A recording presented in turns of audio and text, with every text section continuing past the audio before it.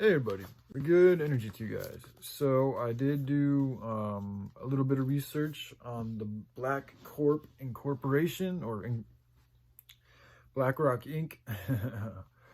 And before I read what I wrote, I got actually, upon making that video, I got two texts from two different friends of mine, and they both had information to share on BlackRock. One of them, my first buddy, just sent me a link to other YouTube videos that I haven't looked into yet. And then another friend of mine, he sent me a text that he wrote himself. And apparently he's been looking into these people for some time. And he actually had a lot of, he had a lot of information to share about this particular organization. And it aligns with everything I've been talking about. It's not good.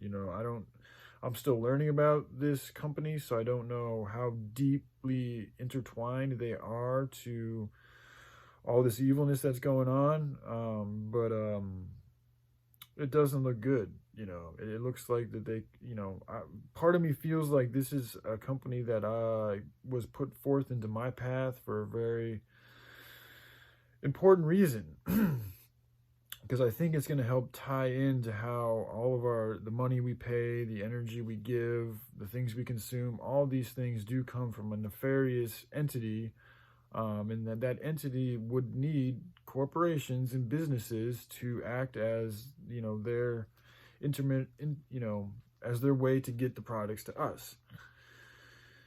And I think that this is a good possibility. This BlackRock, which they call a shadow bank, and that's another term I want to look into, is what are these actual shadow banks? But it's reportedly the largest shadow bank. So anyway, I encourage y'all to do your own research and look into it and do whatever, speaks to your intuition and your heart. So this is what has spoken to my heart, and so here I am doing what I can to learn more about it and to help things out in a better way.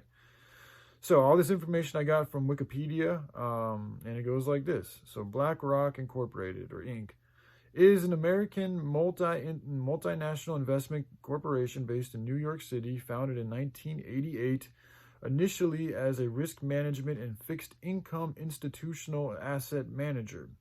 BlackRock is the world's largest asset manager with 10 trillion US dollars in assets. That's T, trillion, not B or million. That's the T, the trillion. And it's under management. And this is as of January 2022. So BlackRock operates globally with 70 offices in 30 countries and clients in 100 countries. BlackRock has sought to position itself as an industry leader in environmental, social, and corporate governance, which has an acronym of ESG. The company has faced criticism for worsening climate change, its close ties with the Federal Reserve System during the COVID-19 pandemic, anti-competitive behavior, and its unprecedented investment in China. And I have nothing against the Chinese or anything like that. I'm just reading the facts that were presented to me. In his 2018 annual letter to shareholders, BlackRock CEO Larry Fink wrote that other CEOs should be aware of their impact on society. Anti-war organizations objected to Fink's statement, saying that BlackRock is the largest investor in weapon manufacturers through its shares in U.S. aerospace and defense. May 2018, anti-war demonstrations organized outside the annual BlackRock shareholders meeting in Manhattan, New York. So that's just a little event that happened. The firm has also been criticized regarding climate change inaction and deforestation in the Amazon. According to the New Republic, BlackRock had, quote, has positioned itself as the good guy on Wall Street and its executives as a crew of mild-mannered money managers. Mild-mannered money managers. That's some alliteration right there.